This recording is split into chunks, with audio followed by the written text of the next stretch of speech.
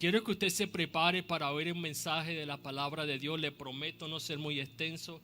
Pero una de las cosas que nosotros hacemos, bueno, una de las cosas que no sé si soy yo porque me estoy poniendo ya un poquitico mayor, pero el tiempo está volando. Ya se está acabando el 2023. Eso para mí es increíble. Yo digo, ¿cómo pasó el tiempo de rápido? Y una de las cosas que nos gusta hacer a nosotros es es revisar, es hacer un recuento de cómo usted ha hecho lo que usted ha hecho. ¿Cuántos saben que uno a veces tiene que parar y mirar si lo que está haciendo usted lo está haciendo bien? Entonces el final de año es el momento para usted revisar, para usted mirar, para usted saber, ¿será que puedo hacer lo que estoy haciendo mejor? Sea lo que usted esté haciendo. Una de las cosas que hacen en los trabajos es que en los trabajos una vez al año su jefe se sienta con usted y le dice, estás haciendo esto bien, estás haciendo esto mal, tienes que mejorar aquí, tienes que mejorar allá. Y si usted quiere su trabajo, usted va a hacer las cosas mejor. ¿Cuántos saben que es así? Estamos en la iglesia. ¿Cuántos saben que estamos en la iglesia? Y la iglesia no es una institución. La iglesia no es un edificio. La iglesia es un grupo de creyentes, un grupo de hombres y mujeres que aman a Dios y esperan su venida. ¿Cuántos saben que eso es así? Entonces, si usted ama a Dios, si usted es parte de la iglesia, lo que yo quiero que en esta mañana hablemos de cómo nosotros podemos hacer iglesia mejor. Yo sé que eso tal vez no esté la expresión correcta, pero yo lo quise poner de esa manera porque es lo que nosotros estamos llamados a hacer. Y está terminando el año, ¿qué momento mejor para que podamos revisar lo que usted hace en esta iglesia? Como le dije, tenemos un equipo poderoso en esta iglesia. Y si usted está en adoración, o si usted está en una cámara, o si usted está en el sonido, o si usted traduce, o si usted es maestro, o si usted es servidor, o si usted todavía no ha empezado a trabajar, es un momento que recapacitemos y miremos cómo nosotros podemos hacer iglesia mejor. ¿Sabe por qué? Porque la iglesia no fue un invento de hombre. La iglesia no se la inventó un hombre o una institución. La iglesia nació en el corazón de Jesús. Jesús fue el que estableció la iglesia. En las cartas del Nuevo Testamento usted no solamente va a ver el llamado a ser iglesia, si usted solamente va a ver cómo nosotros podemos ser iglesia. Entonces nosotros cuando hacemos iglesia estamos haciendo la voluntad de Dios. No venimos aquí porque no tenemos nada que hacer. No venimos aquí porque estamos aburridos en la casa. No venimos aquí porque nos están pagando. Venimos aquí porque Dios nos ha llamado a hacer la obra del Señor. Venimos aquí porque somos llamados, porque sabemos y entendemos que en la iglesia hay propósito. Que Dios nos llamó a algo y que Dios es tan perfecto en su sabiduría, que Dios es tan bueno, que nos eligió a nosotros para este tiempo, para este momento, para hacer luz en las tinieblas, para hacer sal en la tierra, para provocar un cambio, para llamar a los perdidos a salvación. ¿Cuánto le dan gloria a Dios por eso?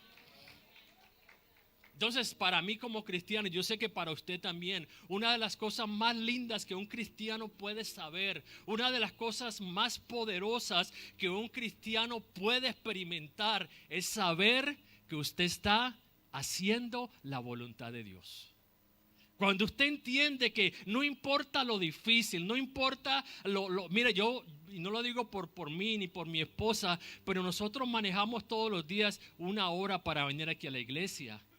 Y eso a mucha gente, simplemente eso, ya dice, yo no voy a hacer eso, pero sentimos el propósito de Dios, sentimos el llamado de Dios, y no importa que sea 1 hora, no importa lo que tengamos que hacer, lo hacemos porque entendemos de que a eso nos llamó Dios.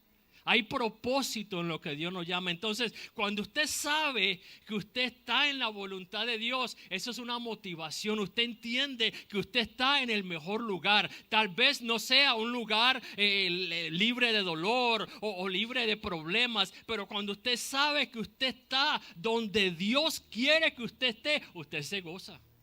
Y eso le da esperanza. Nos podemos unir al salmista. Yo no sé si usted puede, pero yo me puedo unir al salmista que en el Salmo 40, verso 8, él dijo, el hacer tu voluntad, Dios mío, me ha agradado.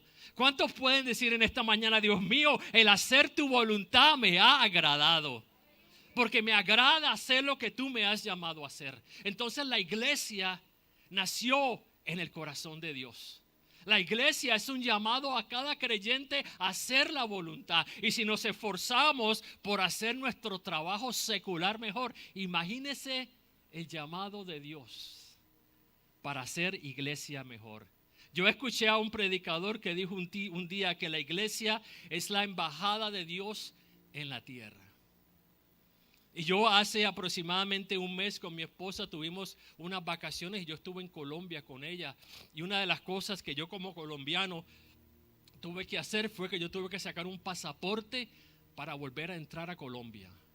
Y cuando yo fui a la embajada de Colombia, que está aquí en Orlando, a sacar el pasaporte, en el momento que usted entra a la embajada, usted se da cuenta que la embajada está ahí para honrar, para representar y para promulgar los valores del país que representa. Usted va ahí, usted le hablan de las leyes de Colombia, de los papeles que usted necesita para estar en Colombia, de cuánto usted tiene que hacer. Usted entra ahí y usted se transforma como que entra literalmente al país de Colombia, porque esa es la tarea de la embajada de Colombia.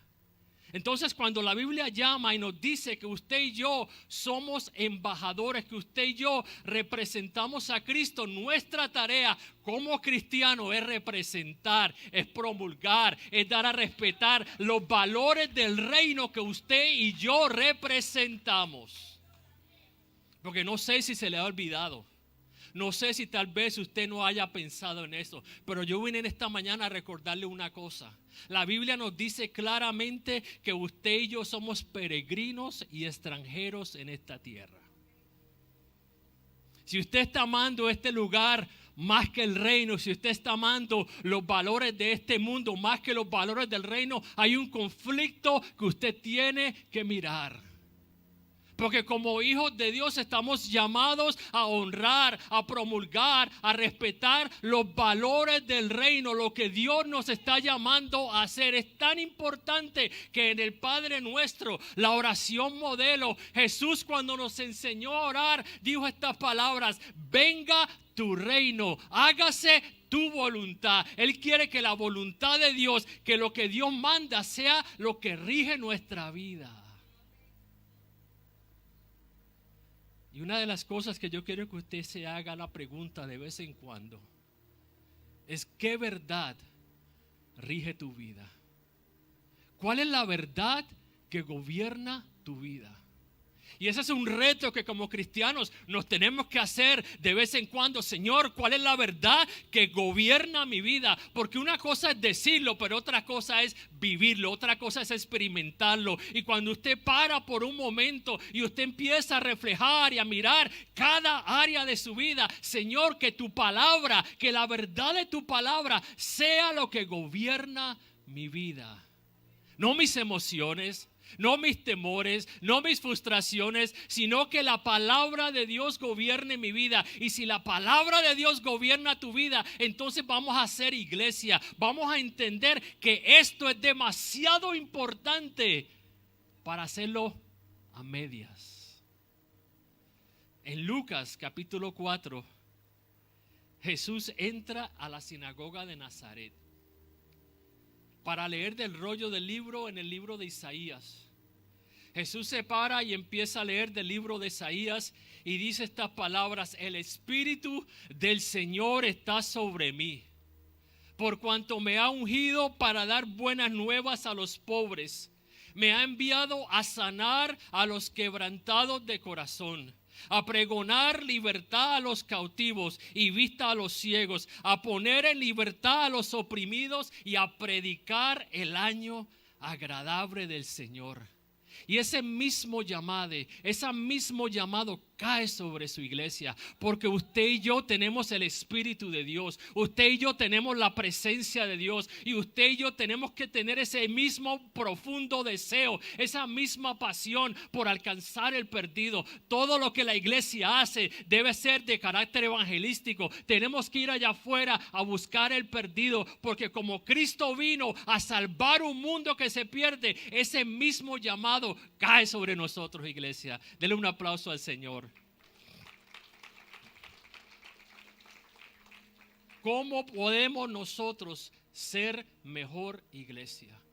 ¿Cómo podemos nosotros, estamos a final de año, pensar en lo que hicimos en enero, lo que hicimos en junio, lo que hicimos en septiembre? ¿Será que hay espacio para que yo pueda mejorar? ¿Será que hay espacio para que yo pueda hacer las cosas mejor?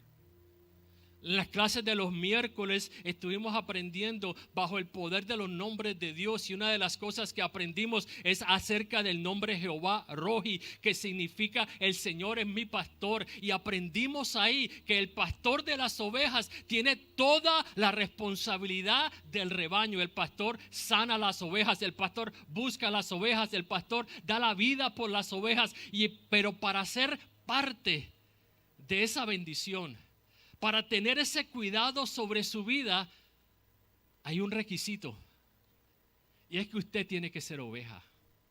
Usted no puede ser cabro.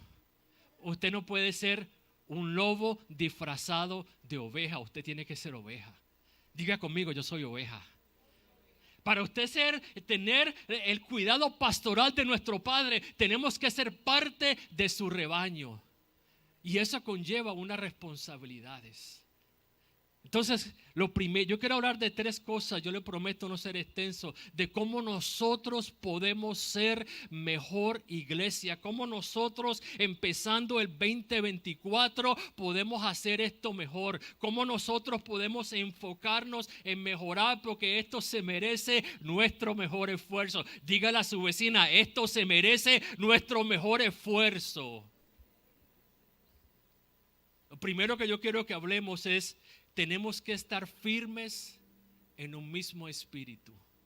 Para ser mejor iglesia, tenemos que estar firmes en un mismo espíritu. Vamos a la palabra. Mire cómo dice Filipenses 1:27.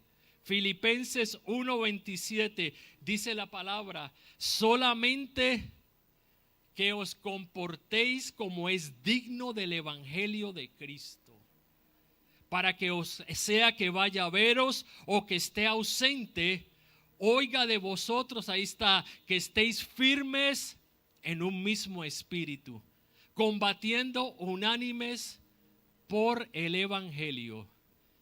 Entonces, esto de estar firme, la primera parte que dice es que es un llamado a usted mantenerse firme.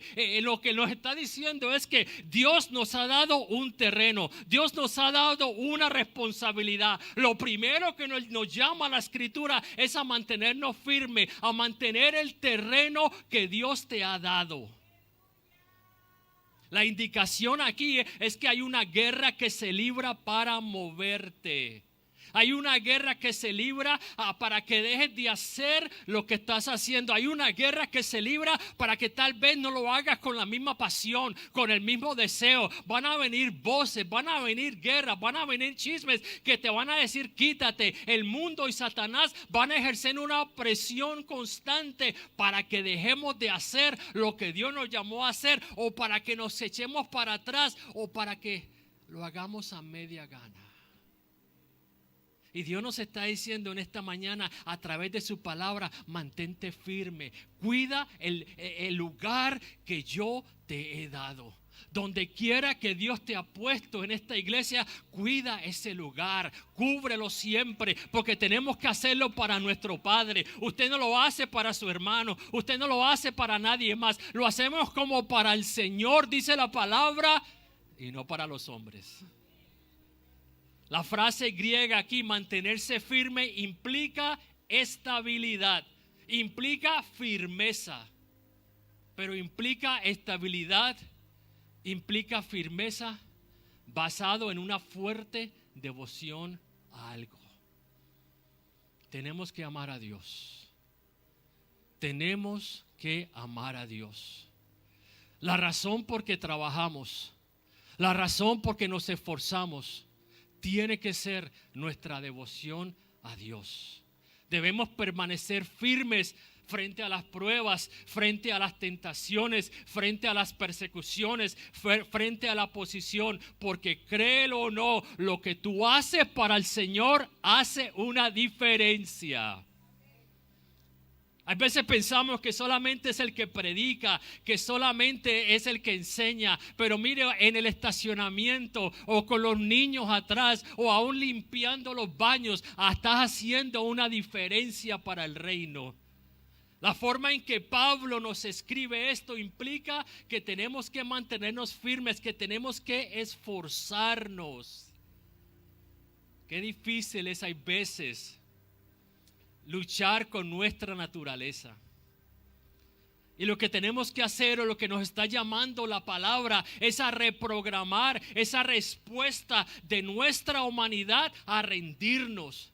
Tenemos que reprogramar esa respuesta automática cuando Dios nos está llamando a persistir, cuando Dios nos está llamando a que no nos cansemos de pelear, que lo que estamos haciendo hace la diferencia. El primer llamado de la palabra, iglesia, que estás aquí, que sirves al Señor, mantente firme.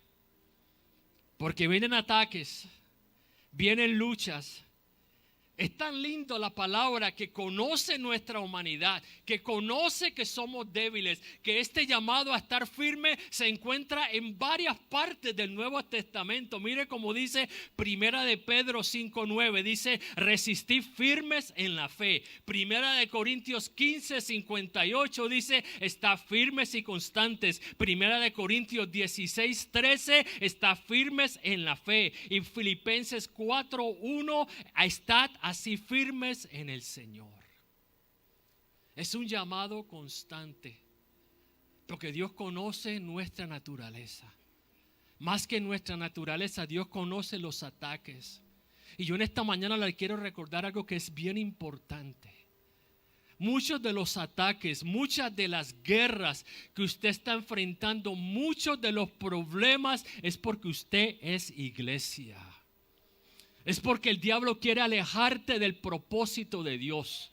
Es porque el diablo quiere que te rindas y te quites. Te mantiene firme como cristiano cuando aprendes a perseverar, cuando aprendes a luchar, cuando no le haces caso a tus sentimientos, cuando tu deseo más grande es honrar a Dios. Iglesia, tenemos que experimentar a lleno la fe que profesamos. Es más que palabras. Es más que palabras. Tenemos que asegurarnos que esta iglesia, este no es el momento para ponernos negativos, este no es el momento para darnos por vencidos, este no es el momento de permitir que el enemigo nos desvíe. La Biblia nos dice claramente, la noche está avanzada y se acerca el día. Eso se aplica claramente para nosotros. Yo creo firmemente que somos la última generación y que somos llamados aquí para alcanzar a todos aquellos que están destinados para el infierno. Pero cuando empezamos a entender eso, empezamos a hacer esto a propósito. Empezamos a mejorar la forma que hacemos iglesia. Empezamos a hacer, yo creo firmemente, mire lo que le voy a decir, ponga atención. Yo creo firmemente que Dios está esperando para darnos más. Yo creo firmemente que Dios está esperando en nosotros. Él está esperando en su iglesia. Él está esperando en creyentes que estén firmes, parados en la fe, que saben cuidar su territorio, que saben que lo que Dios les está dando, Él lo llamó a hacer. Dios está esperando para darnos más, pero tenemos que estar firmes. Tenemos que estar firmes en nuestra adoración. Tenemos que estar firmes en nuestra asistencia. Iglesia, tenemos que estar firmes en nuestro dar. Tenemos que estar constantes en nuestro dar. La Biblia dice, el hombre es justificado por las obras y no solamente por la fe.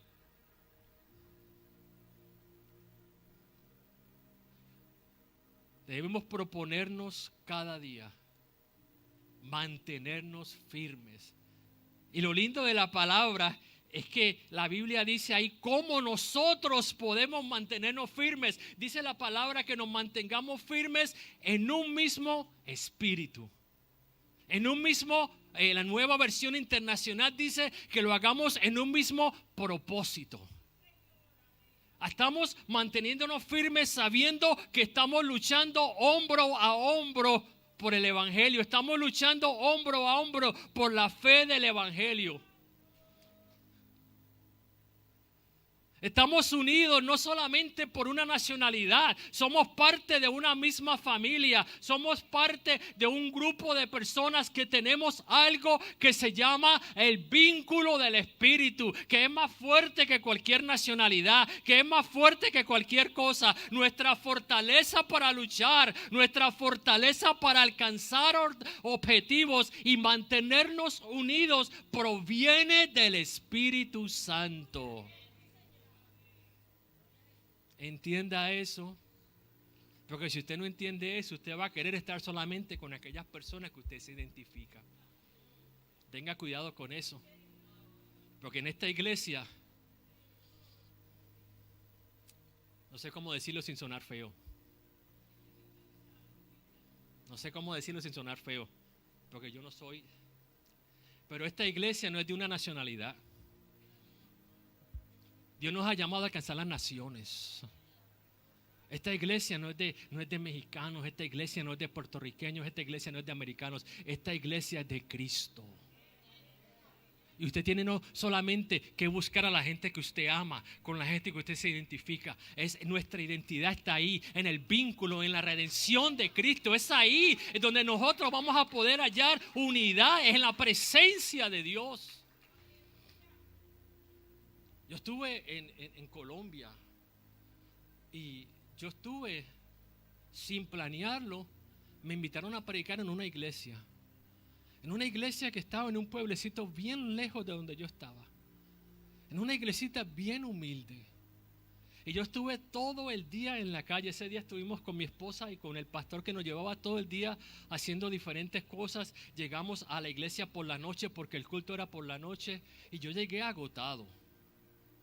Pero aunque era una iglesia lejos, aunque era una iglesia en un pueblo bien lejos, aunque era una iglesia extremadamente humilde, cuando el culto empezó, cuando la alabanza empezó, cuando la presencia de Dios se empezó a derramar, yo inmediatamente me identifiqué con ese pueblo. Yo inmediatamente me sentí parte de ellos, porque no nos une una nacionalidad. No nos une porque vivimos aquí, nos une la presencia de Dios. Somos llamados a estar firmes en un mismo espíritu. Somos llamados a estar firmes en un mismo propósito. La Biblia dice en 1 de Pedro 5:9, al cual resistid firmes en la fe, sabiendo que los padecimientos se van cumpliendo en vuestros hermanos en todo el mundo. Yo le soy sincero, yo todavía no he llegado al punto donde yo me gozo en el padecimiento. Pero me da aliento saber que yo tengo una familia espiritual. Me da aliento saber que esos hermanos que yo tengo aquí, que esos hermanos que yo tengo en Colombia, que esos hermanos que yo tengo en Kissimmee, que esos hermanos que yo tengo en New Jersey, que todos ellos se pueden identificar con la lucha que yo tengo. A mí me da aliento saber que yo puedo comunicarme con hermanos y que yo puedo orar con ellos y que yo puedo tener amistad con ellos y que yo puedo tener hermandad con ellos, porque Dios nos ha unido en un mismo propósito, iglesia. Si nos vamos a mantener firmes, tenemos que ser unidos en un mismo propósito, unidos en un mismo espíritu. Si queremos ser iglesia, tenemos que dar espacio a la palabra de Dios en nuestra mente. Y eso me lleva al punto número 2. Para ser mejor iglesia, para hacer esto mejor de lo que lo estamos haciendo, porque yo no quiero que usted coja esto negativo. Yo creo firmemente que Dios ha bendecido a esta iglesia con un grupo de hermanos y hermanas que se esfuerzan por agradar a Dios. Esto no es una crítica, esto es simplemente un momento para que usted y yo recapacite, piense de cómo nosotros podemos ser mejor para gloria y honra de nuestro Padre. Un aplauso al Señor.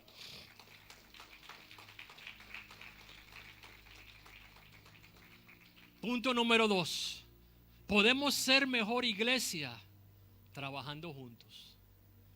Trabajando juntos.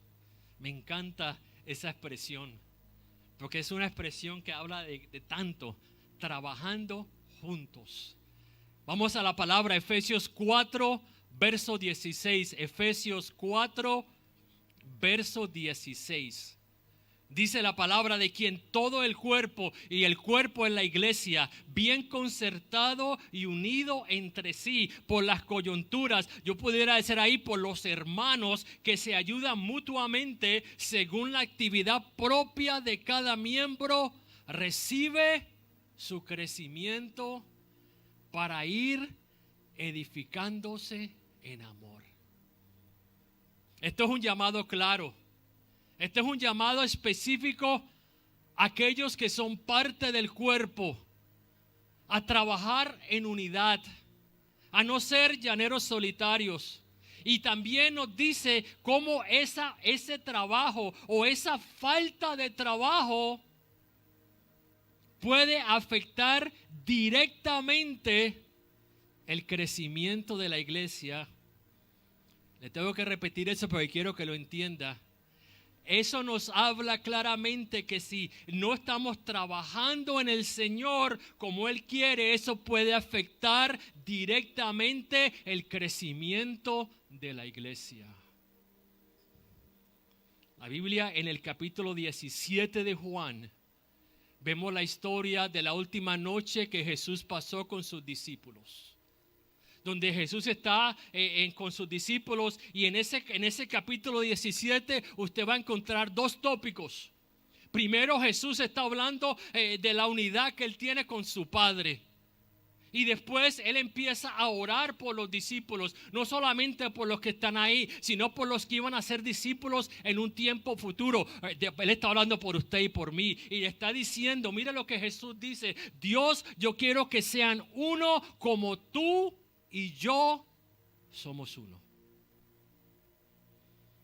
Este capítulo de Efesios 4:16 nos comienza diciendo: de quien todo el cuerpo, toda la iglesia, bien concertado y unido entre sí. La nueva traducción viviente dice: donde todo el cuerpo, cuando todo el cuerpo se encaje perfectamente trabajando.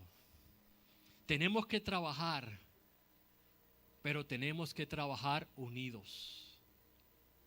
Tenemos que trabajar, pero tenemos que trabajar unidos. ¿Lo entendió? Usted no puede trabajar por su propia cuenta. Tenemos que trabajar bajo la marca, bajo el estándar que puso Jesús de una unión bíblica, no una unión escolar, no una unión lógica, una unión bíblica, donde lo que Jesús nos está diciendo es que nuestra unión puede ser tan y tan fuerte que refleje la relación que Jesús tenía con su Padre. Una unidad que refleje ese cuerpo bien concertado que se encaja perfectamente. Entonces, para usted tener esa unidad, para usted poder promover esa unidad, usted tiene que pasar, y esto es fuerte, usted tiene que pasar a un segundo plano. Usted tiene que entender que el plan y la obra de Dios en su hermano es tan importante como lo que Dios está haciendo en su vida.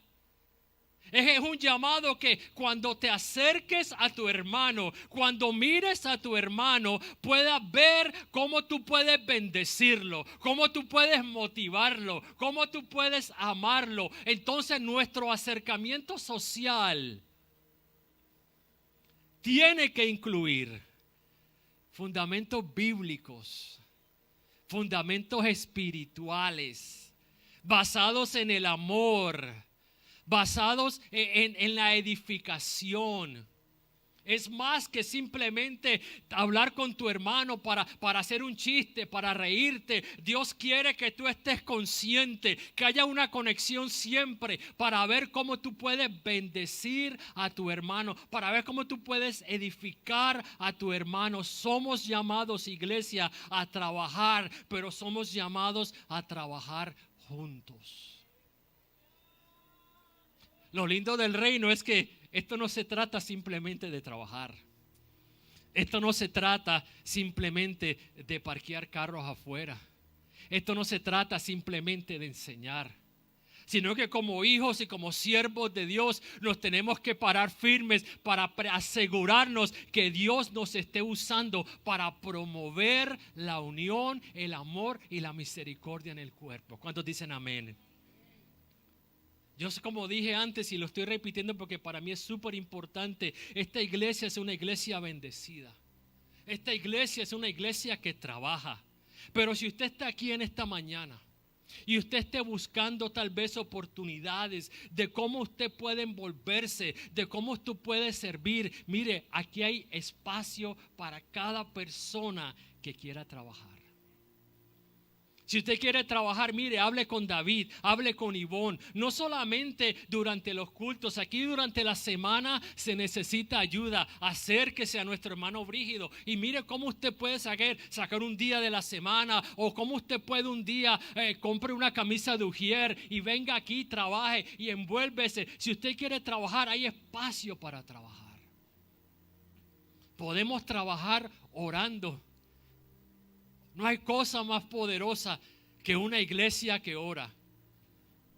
No hay cosa más poderosa que una iglesia que ora. Podemos orar constantemente por cada actividad. Podemos orar por cada líder. Podemos orar por sus pastores. Cuando usted se une en oración, Dios lo va a bendecir en una manera poderosa. ¿Cómo podemos trabajar? Evangelizando. Nuestros servicios regulares, nuestros servicios de jóvenes, el ministerio de Manos Unidas, todos nuestros cultos regulares. Mire, cuando usted invita a la gente a la iglesia, usted está haciendo parte del trabajo, porque la otra parte se hace aquí. El pastor se prepara para predicar, los maestros se preparan para enseñar, y cuando usted simplemente trae una persona a la iglesia, usted está haciendo evangelismo. ¿Cómo podemos trabajar? Trabajando en la iglesia, orando y evangelizando iglesia.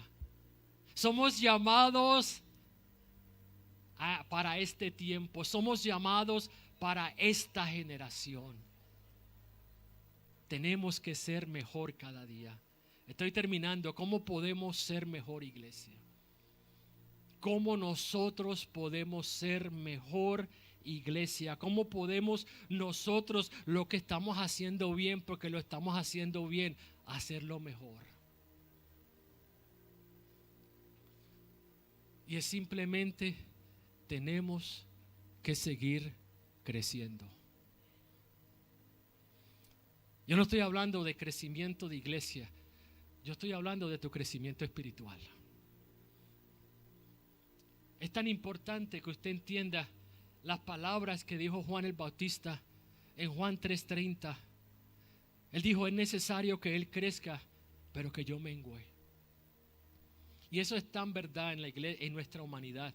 Es necesario que Cristo crezca cada día más y más en mí. Y cuando Él crece, yo tengo que menguar.